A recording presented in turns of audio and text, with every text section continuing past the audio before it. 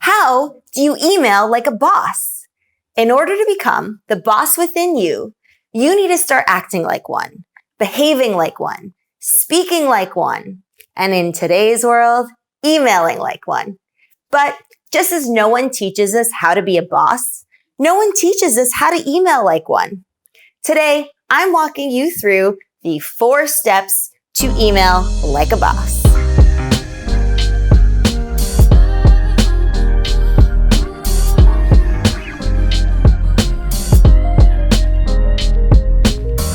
What's up, Explearners? Mary Daphne here of myexplearning.com, where we believe a richer life begins with better communication. Today, we're talking about how to write an email like the boss you are. Now, in my world, boss doesn't necessarily mean you're ordering people around. I'm talking about being a boss of who you are and how people interact with you. Every form of communication is a way for you to express your bossdom. It's an opportunity to act in a way that reflects your professionalism, leadership, and clear thinking. Clear writing is often forgotten in today's world of texting and broken sentences. But it's hard to overstate just how powerful high-quality writing can be in the context of demonstrating your bossdom. Of course, high quality doesn't mean long. Often it means the opposite. Have you ever sent a long email that you toiled over for hours and hours just to get right, only to receive a 1-sentence response where it was obvious that that person didn't even read that email? If that's not testament to keeping it short, sweet, and simple, I don't know what is. With the right approach, writing great emails shouldn't feel like a slog. It should feel like a quick jaunt in the park, refreshing and invigorating. With that, let's look at the 4 steps you can take to email like a boss. And I think a couple of these may come as a surprise. Number 1, less is best. Too often, when we write emails, we feel a need to include everything and the kitchen sink. In our minds, we're thinking, the more I put in here, the less likely I am to forget anything, and the clearer they'll see what I'm saying. Now, the problem with this approach is that when you put too much info and jam it into that email, the reader loses track of the point that you're trying to make. And worse yet, if it's too long, the reader might skim it or just not read it at all. So that'll completely make them miss what you're trying to say. So instead, remember the age-old phrase, KISS. Keep it simple, silly. What's the best way to do that? Well, before you write your email, take a second to think about what you're hoping to accomplish with this email. This is your mission statement. Jot it down on a piece of paper or at the top of your email, and you can delete it later on. Then, as you write your email, keep returning to that mission statement. Make sure that every single sentence you write is explicitly helping you achieve that mission statement. Once you've finished writing, reread your mission statement and ruthlessly delete anything from your email that isn't directly related to it. Did you catch yourself going off on a tangent? Exit. Were you making a separate, unrelated point? Save it for a separate email.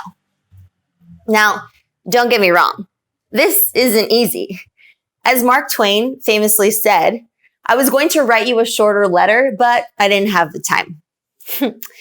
But this will help you ensure that the person fully grasps what you're trying to say. And by keeping it shorter, it will ensure that they actually read the email at all. Number 2, avoid repetition. This is related to the first point, which is that the shorter your email, the more likely it is to be read and understood. And a big culprit in this regard is repetition. We often feel like we need to repeat the most important parts of the email a few extra times just to make sure the point is conveyed. The more you say it, the more likely they're to understand it, right? Wrong. The thing is, when you repeat yourself, you're actually more likely to confuse the reader. They'll think, wait, didn't she just say that before? Is she trying to make a separate point here? I don't get it. Or they might assume that the rest of your email will be similarly repetitive. In that case, they'll just stop reading. If you feel like your main point is getting lost or isn't really popping out enough, you've probably included too much extraneous, unnecessary information in your email. Revisit the first point and try to get rid of all the fluff. Once is always enough. Number 3, be explicit about your tone. One big drawback about email is that there isn't any body language and emojis don't count. When you talk to someone in person, you can read their face. When you talk to them on the phone, you can interpret the tone of their voice. Remember the smiley voice? With their writing, all you have to go on is the words. Now, because of this, people often misinterpret the tone of the email. An email could be read as rude, sarcastic, or angry when it was actually meant to be sincere, neutral, or even a joke. Now, for this reason, if you're happy about something, make sure that you explicitly write that. If you're frustrated about something, say so. If you're making a joke, you should probably include a little disclaimer about that. The bottom line here is that you need to be super clear about how you want the tone of your email to be interpreted. Never, ever leave it up to the reader to interpret. They will almost always interpret it in a way that you least expect. Number 4, never write an angry email. We just discussed how important it is to be explicit about your tone in an email. But one tone you never, ever want to strike is angry. To be clear, it's totally fine to express frustration or concern or even confusion. But the truth is, anger has no place in email. You will almost inevitably write something that you'll later regret. And that even could have potential consequences. Anger makes people do things they wouldn't normally do. They stop making sense. They lose sight of the bigger picture. And they often end up making things worse. And putting that irrational, anger-fueled behavior in writing is a recipe for disaster because there will be a permanent record of what you just said. It's embarrassing. It can get you in trouble and it will almost never help solve the problem. So, if you're ever feeling that sense of anger bubbling up inside you when you're writing, stop immediately. Walk away from your computer, put your phone down, and take 5 minutes to breathe deeply and just decompress. Maybe work on something else for a while. Distract yourself. Go out on a walk. My rule of thumb is that if I'm really angry, like really angry, I need to wait at least 12 hours before responding in writing. That gives me time to form a much more logical, coherent response that is really focused on solving the problem rather than venting my anger. All right, so there we have it. 4 powerful tips for writing emails like the boss you are. Let's quickly recap. Number 1, write with a clear mission statement. 2, never repeat yourself. That will just confuse the reader. Number 3, be really clear about your tone of voice.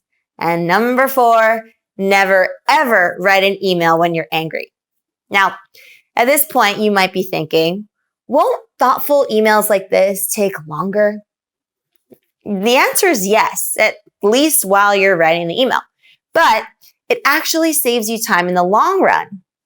Why is that? Well, because when you write a clear and concise email, you ensure that the reader totally understands exactly what you're saying, which avoids a bunch of additional follow-up emails that would have sapped way more of your time trying to clarify what you originally intended to say. In other words, by investing a little extra time and going that extra mile in your email writing, you will get much more value out of your communication, and your friends and colleagues and family will start treating you like the boss you are. All right, Explearners, that's a wrap on this lesson. I hope that you enjoyed it and found it valuable. If you did, don't forget to like, comment, and share. It really helps support the Explearning community, and it allows me to help support you in your communication goals. And if you haven't done so already, subscribe to join our tribe of Explearners. I will see you in my next lesson. Happy Explearning!